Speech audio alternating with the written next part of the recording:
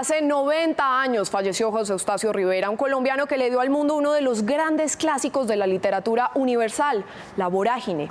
Noticias Caracol se metió al corazón de sus páginas y a la mitad misma de la selva para desentrañar una historia de la ficción que tuvo como escenario un lugar de la realidad.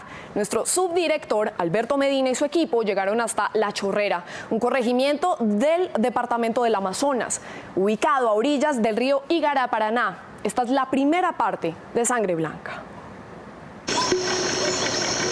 Oh selva, esposa del silencio, madre de la soledad y de la neblina, ¿qué hado maligno me dejó prisionero en tu cárcel verde?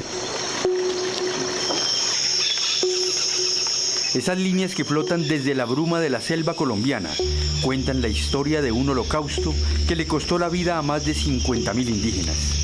Es La Vorágine de José Eustacio Rivera, una novela tan real que su voz suena a la voz de los nietos y bisnietos de la tragedia.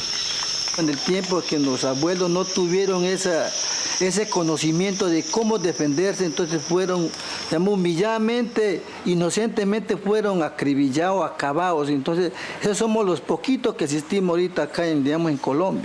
Yo hago esto así en Tortugas.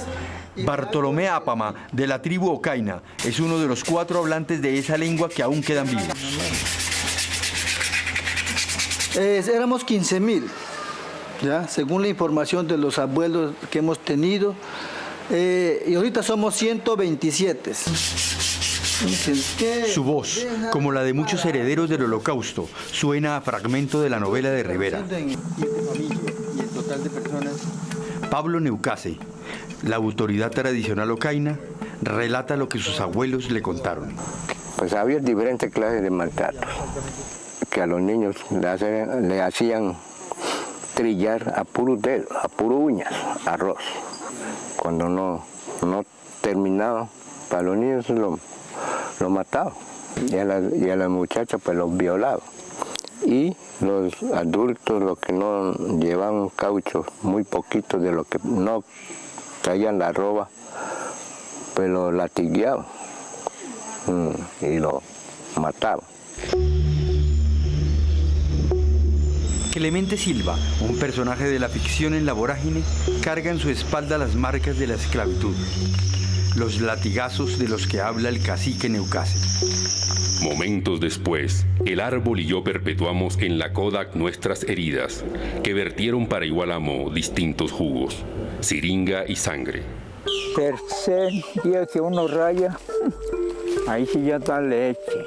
La siringa, uno de los cauchos más finos de la selva colombiana, era el más codiciado por los empresarios peruanos que exprimían su sangre blanca. Rufino Cuguau, autoridad tradicional de los Bora, otra tribu esclavizada y diezmada, conoce bien lo difícil que es ese trabajo. Sí, yo fui siringuero. Usted tiene que tener 4 entradas. Porque usted saca diariamente 4 kilos. Si uno es berraco, no saca 5 kilos. El que no cumplía con la cuota de 5 kilos ponía en riesgo su vida. El que llevaba menos de kilos, a esa persona era que ellos lo maltrataban, lo pegaban. Cada 15 días volvía a recoger otra vez. Lorenzo Rojas, huitoto de La Chorrera, una tribu como todas herida de muerte por los capataces del caucho, recuerda los relatos que le hacía su padre, un cartero de la selva. No, pues como él veía, él lo llevaba cuando sonaba el tiro, pues cuando se iba ya era muerto. Porque no llegaba bien la medida del caucho hasta aquí. Tiene que pegar bien en esto. Por si faltaba, pues tiene que matar. Eso no es lo que me contaba mi papá. Al otro lado del mar, en la Europa de hace un siglo, estaban ávidos de neumáticos para sus bicicletas y sus primeros autos. Y unos empresarios en América Latina habían encontrado la mina de árboles y la mano de obra para explotarlos. José Eustacio Rivera describe en La Vorágine la explotación de los indígenas a partir de los libros en los que Arana llevaba sus cuentas. Dice textualmente: peones que entregan kilos de goma a 5 centavos y reciben franelas a 20 pesos.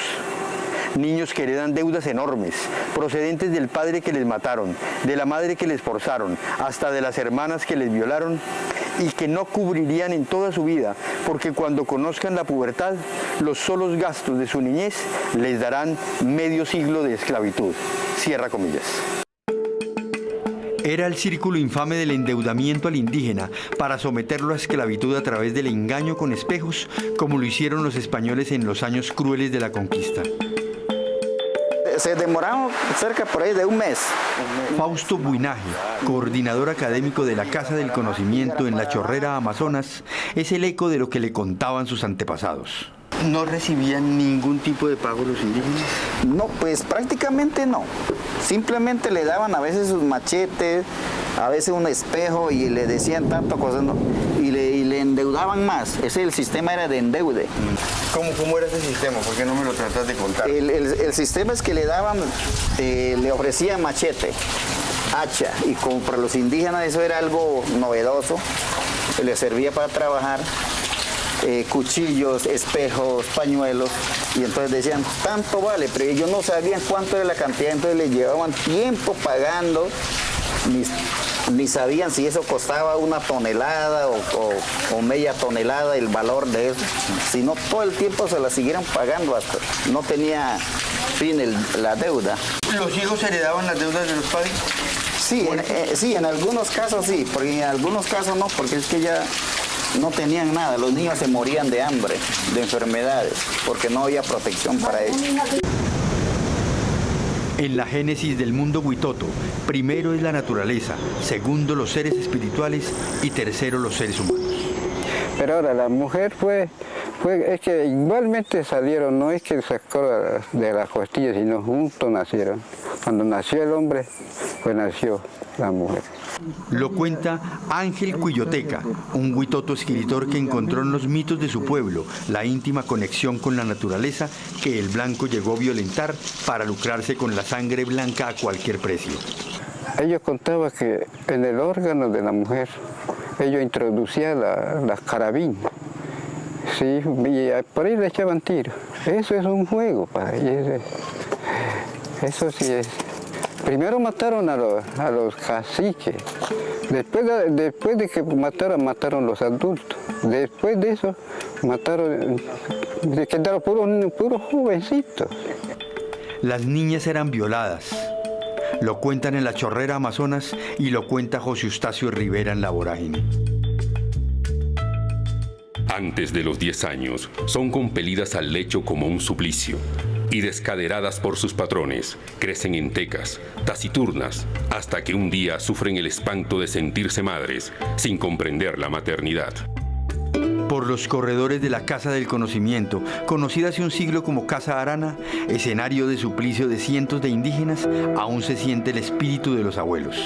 Todavía hay esos espíritus que lamentan en el camino. Los abuelos no se van, dicen los indígenas del Amazonas, porque están vivos en los rituales y porque hoy sus hijos y nietos se niegan al olvido.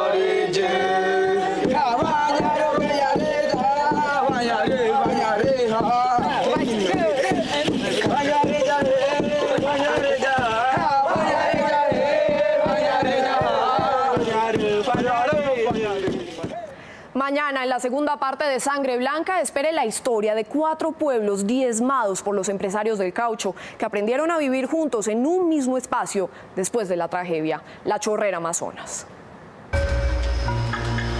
Recorrimos ríos y selvas en las montañas de la Amazonía para rescatar la memoria de la masacre de miles de indígenas por el caucho. Cada tribu puso a su muerto.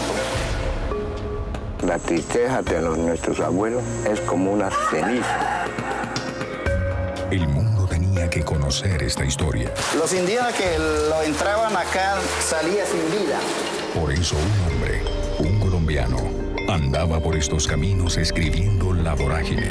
José Eustacio Rivera describe en La Vorágine la explotación de los indígenas a partir de los libros en los que Arana llevaba sus cuentas. Sangre Blanca, entre la ficción y la realidad. Mañana a las 7 de la noche.